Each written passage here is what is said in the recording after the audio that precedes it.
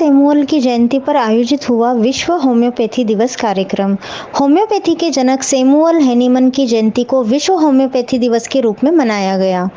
Doctor Samuel Hahnemann जयंती महोत्सव समिति के तत्वावधान में जयपुर के एक निजी होटल के सभागार में कार्यक्रम का आयोजन किया गया। इस अवसर पर जलदाय मंत्री डॉक्टर महेश जोशी, केश कला बोर्ड समिति सदस्य सुनील आमेरिया, खेलकूद प्रकोष्ठ सदस्य गिरिराज खंडेलवाल और होम्योपैथी चिकित्सा के डॉक्टर्स मौजूद रहे। इस अवसर पर होम्योपैथी चिकित्सकों ने अपने विचार व्यक्त किए। इस अवसर पर डॉक्टर जोशी ने कहा कि अन्य चिकित्सा पद्धतियों के साथ होम्योपैथी का भी प्रभाव तेजी से फैल रहा है। आज होम्योपैथी के जनक स्वर्गीय डॉक्टर सैमुअल हैनीमन साहब की जयंती है। 268वीं उनकी जयंती है। 245 साल पहले उन्होंने होम्योपैथी शुरू की और आज दुनिया के हर कोने में होम्योपैथी पहुंची हुई है। एक ऐसी विधा है जो निरापद है। ये एक ऐसी विधा है जब जिस वक्त ये शुरू हुई थी, शायद उस वक्त हैनीमन साहब को नैनो पार्टिकल्स का ज्ञान हो गया था, क्योंकि जिस मात्रा में दवा दी जाती है, 2 बूंद दवा में आप कई दिन की डोज तैयार कर देते हैं, उसमें से कई लोग दवा ले सकते हैं। तो ये एक तरीके के नैनो पार्टिकल्स की ही ये से बनी दवा मैं मानता हूँ। एक तरीके की इसमें एनर्जी है, ये ऊर्जा है और ये ऊर्जा से मरीज को ठीक करती है।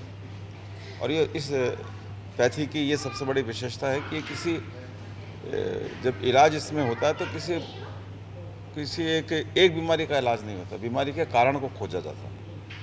किसी का सिर दुख रहा है तो किस कारण से दुख रहा है, किसी का सिर पेट के कारण से दुख रहा है, किसी का और दर्द के कारण से दुख रहा है, किसी का हो सकता है कि बीपी के कारण दुख रहा हो। तो सिम्टम्स की जानकारी करके उस बीमारी की जड़ तक पहुंचा जाता है। सिम्टम्स के आधार पे उस पेशेंट को जो बीमारी के सिम्टम्स हैं उनमें फिट किया जाता है और फिर उसका इलाज किया जाता है। इसलिए कहा जाता है कि होम्योपैथी बीमारी का इलाज नहीं करती, बीमार का इलाज करती है, रोगी का इलाज करती है। इसलिए उसके संपूर्ण ठीक होने के चांसेस सबसे ज़्यादा होते हैं। तो ऐसे अद्भुत पैथी के जनक हैनीमन साहब को मैं श्रद्धांजलि अर्पित करता हूँ और विश्वास करके चलता हूँ कि आने वाले समय में जिस निरापद तरीके से होम्योपैथी इलाज करती है उसको लोग और ज़्यादा अपनाएंगे, जिससे जो साइड इफ़ेक्ट्स और दवाओं के होते हैं उनसे बचा जा सकेगा। मैं हैनीमन साहब को बहुत बहुत श्रद्धांजलि अर्पित करता हूँ।